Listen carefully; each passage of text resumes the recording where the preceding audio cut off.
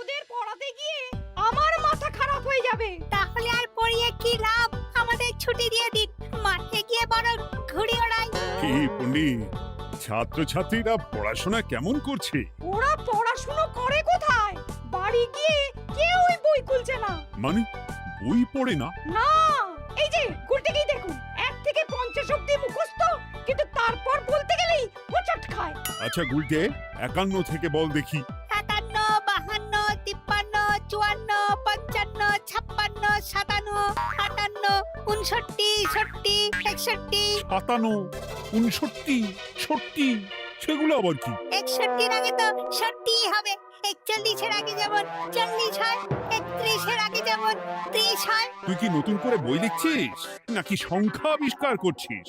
না, বই পড়তে ভালো লাগে না। পণ্ডিত, এদের মা বাবাকে ডেকে বোঝাও, শুধু ঘুরে বেড়ালে চলবে, পড়াশোনা করতে হবে তো। আচ্ছা মহারাজ, আপনি যখন এত করে বলছেন, এবার থেকে আমরা মন দিয়ে পড়াশোনা করব। হ্যাঁ, আর বলিস না, তোদের গিন্নিমা আজকে চুনো মাছের চচ্চড়িটা যা বানিয়েছিল না, আহ, পুরো মাখন।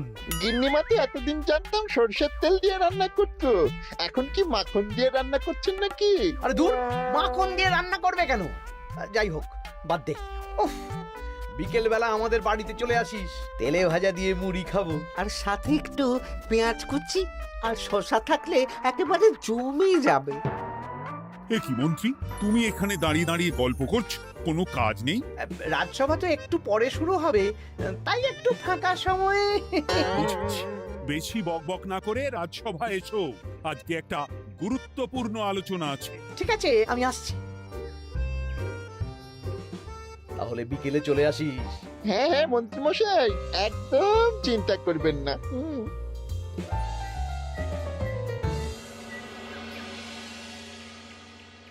রাজ্যটা তো রসাতলে চলে যাচ্ছে, বাচ্চারা পড়াশুনো করছে না, বড়রা গল্প গুজব করে আড্ডা দিয়ে কাটাচ্ছে। কি করা যায় কিছুই তো বোঝা যাচ্ছে না। কে গল্প গুজব করে আড্ডা দিচ্ছে মহারাজ? কে আবার? আমাদের মন্ত্রী। আমি নিজের চোখে একটু আগেই দেখলাম, বটা ঘটার সাথে সকাল সকাল গল্প জুড়েছে। তাহলে এটা বোঝা যাচ্ছে যে মন্ত্রী মশাইয়ের তেমন কাজ নেই, আর কাজ যখন নেই তখন মন্ত্রী মশাইকে রাজসভায় রাখারও দরকার নেই। হ্যাঁ মহারাজ, গোপাল এটা ঠিক কথা বলেছে।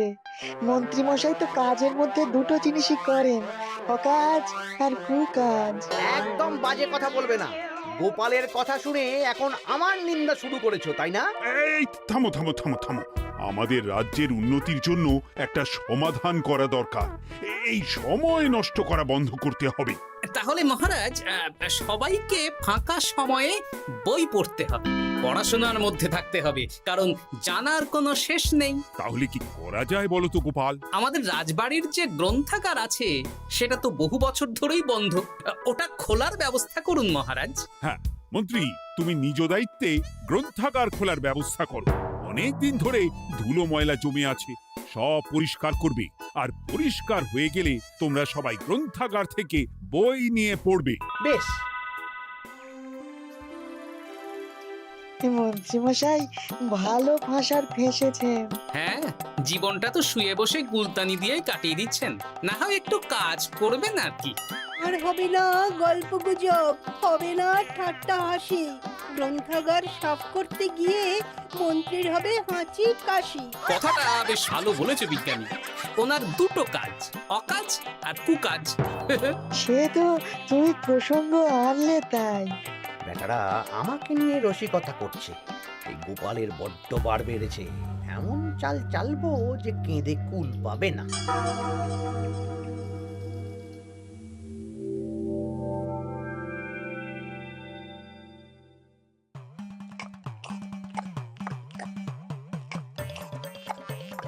বেশ সুখে ছিলাম, কিন্তু হঠাৎ করে গোপাল আর মহারাজের সহ্য হলো না, চাপে পড়ে গেলাম। আমরা আপনাকে চাপমুক্ত করব, বলুন কি করতে হবে? আমি সব ভাবনা চিন্তা করে ফেলেছি, এখন তোদের আমার কথা মতন কাজ করতে হবে। আসতে পারি মন্ত্রী মশাই? হ্যাঁ, এসো এসো। ইনি তো চিত্রশিল্পী, এনাকে দিয়ে কি হবে? ইনিই তো আসল কাজ করবেন। শোনো, তা গোপালকে ভালো করে দেখে নিয়েছো তো? বিলক্ষণ। একটা পাতায় গোপালের ছবি আঁকতে হবে, ওপরে লেখা থাকবে কৃষ্ণনগরের ভবিষ্যৎ। কি গোপাল তো আপনার শত্রু, গোপালকে নিয়ে বই লিখতেন কেন? আমি বলছি, একটা পাতায় গোপালের একটা ছবি আঁকা হবে, যেখানে গোপালকে দৈত্য হিসেবে দেখানো হবে। বড় বড় দাঁত, বড় বড় কুলোর মতো কান। শোনো, নিচে একটু ফাঁকা রাখবে, যা লেখার আমি পরে লিখে দেব। আর আপনি মহারাজকে এই পাতাটা দেবেন? হ্যাঁ, আর বলবো যে গ্রন্থাগার পরিষ্কার করতে গিয়ে এই পুরনো পাতাটা পেলাম, তবে অনেক খুঁজেও বইয়ের বাকি অংশ কিচ্ছু পেলাম না মহারাজ। মহারাজ ওখানে দৈত্য বেশি গোপালকে দেখে ভাববেন রাজ্যের বড় বিপদ আসতে পারে, আর গোপালকে কোনো কারণ ছাড়াই তাড়িয়ে দেবেন। একদম তাই। কিন্তু একটা সমস্যা আছে। আবার কি সমস্যা? পুরনো পাতা বোঝাবেন কি করে? ছবি আঁকা হয়ে গেলে পাতাটা দুদিন রোদে ফেলে রাখবো, তারপর পাতার ধারগুলো একটু আঁকা বাঁকা করে কেটে দেব, সাথে আগুনের হালকা তাপ দিলে সাদা পাতা খুব তাড়াতাড়ি পুরনো দেখাবে। এটা ঠিক বলেছেন। আচ্ছা চিত্রশিল্পী, তাড়াতাড়ি ছবি এঁকে ফেলো। আমি কালকে সকালেই দিয়ে দেব। বেশ বেশ। আর বটাঘটা, তোদের কালকে থেকে একটু আমার সাথে হাতে হাতে কাজ করতে হবে। হ্যাঁ, সে আমরা আপনার সুখে দুঃখে পাশে থাকবো।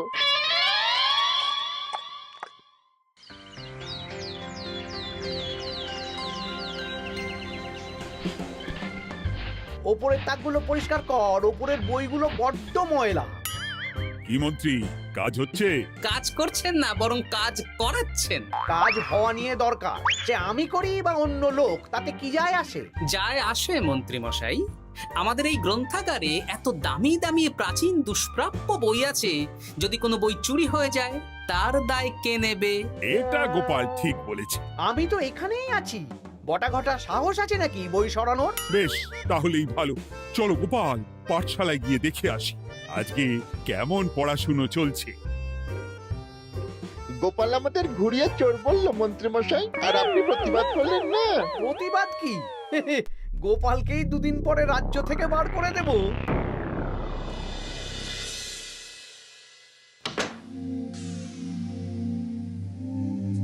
মন্ত্রীমশাই, ছবি আঁকা হয়ে গেছে। কই দেখি দেখি দেখি। সাব্বাস, এই তো চাই। এই ছবি দেখে মহারাজ চমকে যাবে। এবার পাতা পুরনো করার কাজটা করে ফেললেই কেল্লা ফতে।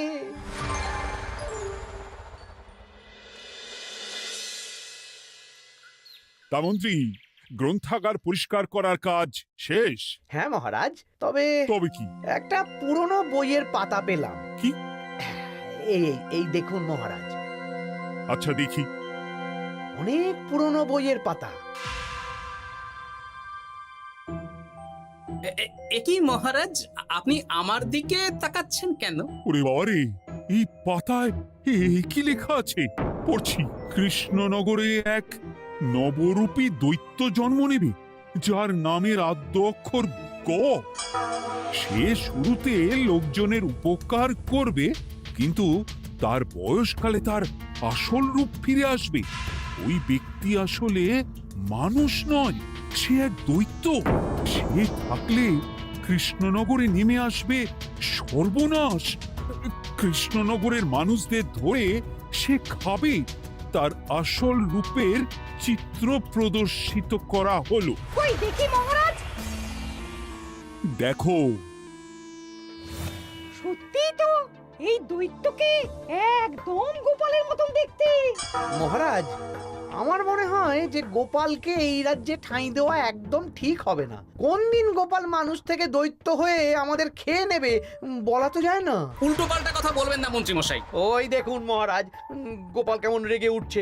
এক্ষুনি দাঁত বেরোলে কিন্তু হিতে বিপরীত হয়ে যাবে। আরে কিসের হিতে বিপরীত? কই দেখি।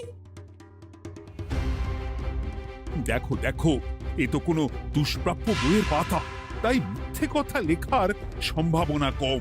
বিশ্বাস করুন মহারাজ, আমি দৈত্য নই, আমাকে ফাঁসানো হচ্ছে। গোপালকে দূর করুন মহারাজ। কোনো অঘটন ঘটে গেলে কিন্তু আমাকে বলতে পারবেন না যে আমি আগে থেকে সাবধান করিনি। হ্যাঁ গোপাল, তুমি আর এই রাজ্যে থেকো না, আজ রাত্রেই চলে যাও।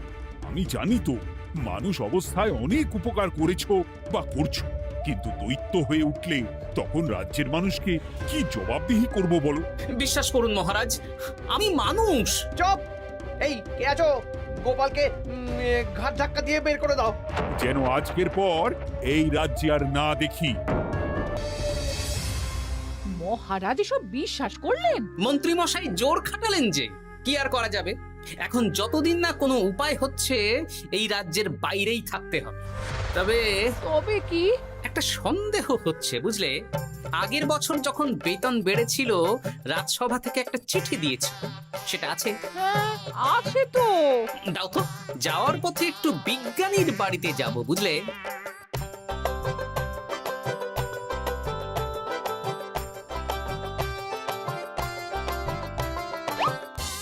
এবার চলো। আমিও বুঝতে পারছি গোপাল, এটা গভীর ষড়যন্ত্র। শোনো, তুমি একটা কাজ করো।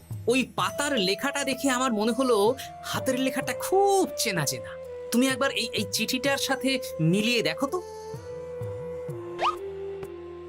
মন্ত্রী মশাইয়ের হাতে লেখা চিঠি। বেশ, আমি তাহলে কায়দা করে পাতাটা নিয়ে এসে পরীক্ষা করব। তা কোথায় থাকবে এখন? কদিন ওই শ্বশুর বাড়ি, আর আমি তোমার সাথে দেখা করার জন্য রোজ রাতে আসবো। বেশ।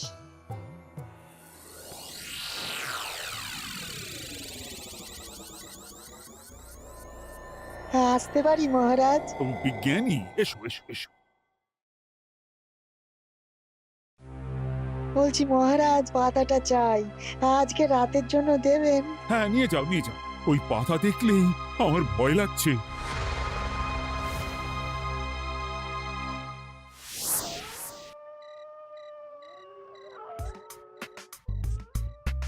এ তো হাতের লেখা হুবহু এক, একদম মিলে যাচ্ছে। তার মানে এই হাতের লেখা মন্ত্রী মশাইয়ের, আর এই বই রোদে ফেলে রেখে হলুদ করা হয়েছে। আসতে পারি বিজ্ঞানী? এ কি, এ কে তুমি?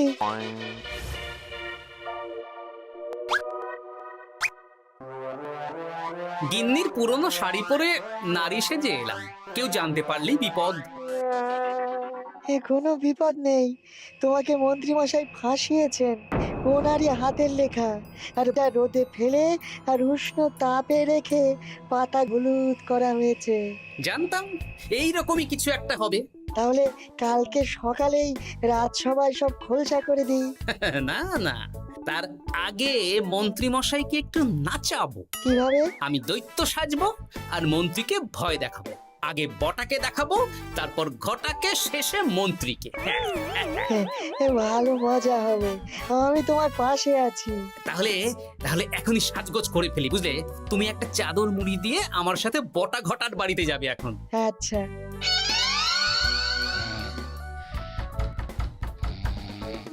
হে, এক ঘটা দেখ না।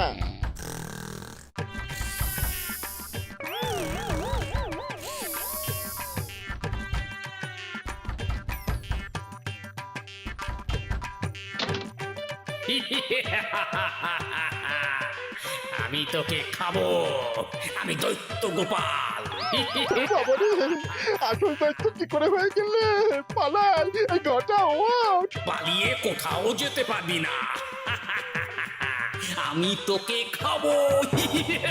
বাঁচাও বাঁচাও। কি হলো? বটা কোথায়?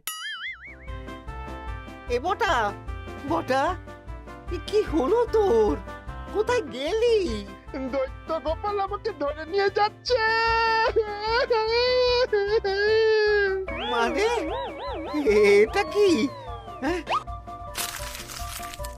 আমি গোপাল দৈত্য, আজ রাতে বটাকে গলাদ্ধকরণই আমার ভোজন। কাল তোর পালা। ওরে বাবা রে, কি কাণ্ড! আমাকে খেও না। চুপ, আমি মানুষ। এবার বল, আমাকে ফাঁসানো হচ্ছিল কেন? বল। আমি কিছু জানি না, সব মন্ত্রী মশাইয়ের চক্রান্ত। আমাকে ছেড়ে দাও। এখন না, পরে ছাড়বো। শোনো বিজ্ঞানী, এখন এর মুখ হাত পা ভালো করে বেঁধে ফেলো দেখি। আমি এক্ষুনি বাঁচছি। আর ভোরবেলা একটা কাজ করতে হবে, আমার কয়েকটা নাতি নাতনিকে তোমার বাড়িতে নিয়ে আসবো, আর তারপর আচ্ছা, আমি এখন চললাম, দরজাটা ভালো করে বন্ধ রেখো।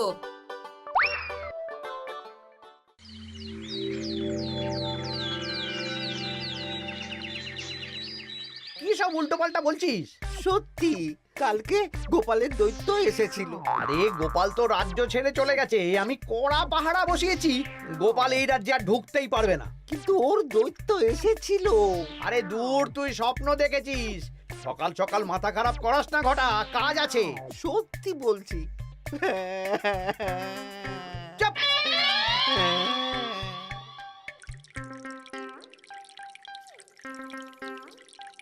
মহারাজ, আমি কানা ঘুষো খবর পেলাম বটাকে গোপাল দৈত্য কালকে রাতে তুলে নিয়ে গেছে। হ্যাঁ, আমিও তো তাই শুনলাম। কি সর্বনেশে দিন এলো! এতদিন তো এই বিপদ ছিল না। কালকে গোপালকে তাড়িয়ে দেওয়ার পরেই গোপাল দৈত্য হয়ে সব শুরু করলো নাকি? আরে দূর দূর, আরে গোপাল দৈত্য হবে কি করে? মানে তুমি তো ওই পাতাটা দেখিয়ে বললে। না মানে আমি বলতে চাইছি যে মহারাজ, গোপাল দৈত্য হয়ে এই রাজ্যে বিপদ আনতে পারে, কিন্তু সেটা তো এই রাজ্যে থাকাকালীন। এখন তো রাজ্যেই নেই, তাহলে আমি তো এর মাথা মুন্ডু কিছুই বুঝতে পারছি না। সর্বনাশ হয়ে গেছে মহারাজ। কি হলো পুটির বাবা? আজ সকালে গোপাল দাদার মতন দেখতে একটা দৈত্য এসেছিল আমাদের বাড়িতে, আর পুটি ট্যাপা পুচকে তুলে নিয়ে গেছে। এবার আমাদের কি হবে মহারাজ? এ কি সর্বনেশে কাণ্ড রে বাবা! দূর, কি সব বলছো?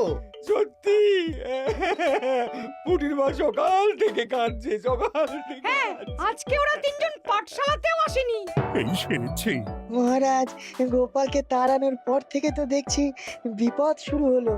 এতদিন তো কোনো বিপদ ছিল না। সেনাপতি, তুমি তোমার প্রহরীদের নিয়ে গোপাল দৈত্যকে খুঁজে বের করার চেষ্টা করো।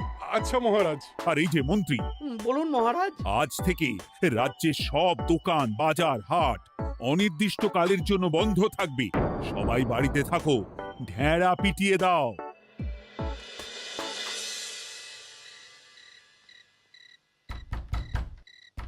কে? আমি দরজা খুলবো না। এই দরজা খোলো, আমি আমি বিজ্ঞানী।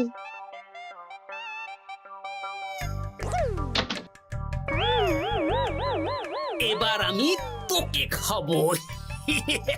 আমাকে ছেড়ে দাও, আমাকে ছেড়ে দাও, ছেড়ে দাও, আমাকে আমাকে ছেড়ে দাও। ছেড়ে না, ছিঁড়ে খাবো।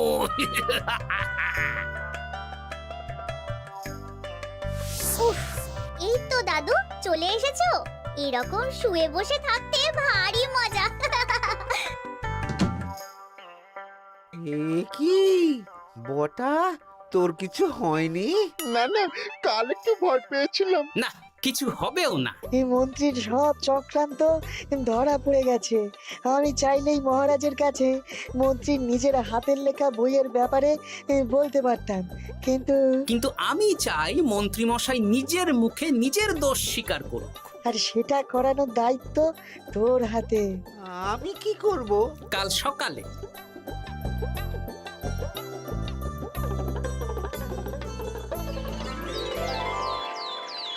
কালকে আবার ঘটাকে তুলে নিয়ে গেছে। ও সেনাপতি, তুমি কি করছো? আমি তো দেখতে পাইনি গোপালকে। দূর!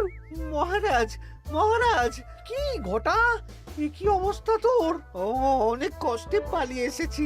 গোপাল খেতে গিয়েও খায়নি আমাকে। মানে মানে ও বলছে আপনাকে খেতে চায়। গোপাল কি দৈত্য নাকি যে আমাকে খাবে? হ্যাঁ, ভয়ানক দৈত্য। এই তো আমি পাতাটা এনেছি, দেখো তো একবার। হ্যাঁ হ্যাঁ হ্যাঁ, এইরকম। ওরে বাবা, কি ভয়ানক! এই গোপালটা কি শুরু করেছে বলতো? গোপাল দৈত্য হবে কি করে? এই ছবির নিচের লেখাটা তো আমার, তুই জানিস না নাকি? না মানে কিছু না, কিছু না। তোমার লেখা মানে? না না, আমার লেখা না, মানে আমি খুঁজে পেয়েছি আর কি। আপনি সত্যি না বললে আমার কাছে কিছু প্রমাণও আছে মন্ত্রী মশাই, যে এই পাতার লেখাটা আপনার। হ্যাঁ, এটা মন্ত্রী মশাইয়ের লেখা, আমি সব জানি। এই তোকে বলতে বলেছি। না না না না, এবার আমি বলবই, আগে আমার প্রাণ, তারপর আপনার মান। মন্ত্রী মশাই এই পাতাটা নিজে লিখেছেন আর গোপালের ওই ভয়ানক ছবি একজনকে দিয়ে আঁকিয়েছেন। রোদে রেখে ও আগুনে উষ্ণ তাপে পাতাটা হলুদ করেছেন আর ধারগুলো আঁকা বাঁকা করে কেটেছেন যাতে দেখে পুরনো মনে হয়। সব বাজে কথা। কোনো বাজে কথা না। এই দেখুন মহারাজ, মন্ত্রীর হাতের লেখা একটা চিঠি আর বইয়ের লেখা একদম এক।